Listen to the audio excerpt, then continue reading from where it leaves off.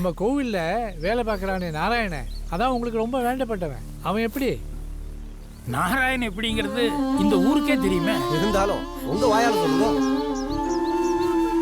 நாராயணனுக்கு சூது வாது கள்ளம் கபடம் இதுக்கெல்லாம் அர்த்தமே தெரியாது. சுட்டு போட்டாலும் அவன் வாயில பொய் வராது.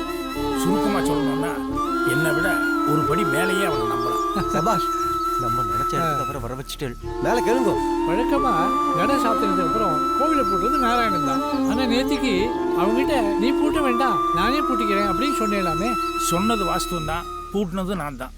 அப்போ ராத்திரி பூரா சாவி உங்காத்துல தான் இருந்தது, அப்படித்தானே? ஆமா, நாராயணனே நினைச்சிருந்தா கூட ராத்திரி கோவில திறந்திருக்க முடியாது. அதுவும் கரெக்ட் தானே? இத பாருங்க, சாவி என் பொறுப்புல தான் இருந்தது. என்ன தவிர வேற யாருக்குமே கோயில் திறக்கிறதுக்கான வாய்ப்பே இல்லை. அது ஓய், கெட்டிக்கார சேவல் முட்டைக்குள்ளே கூவுமா. எப்படி அவர் வாயாலேயே வார்த்தையை வர வச்சிட்டார் பாத்தீங்களா?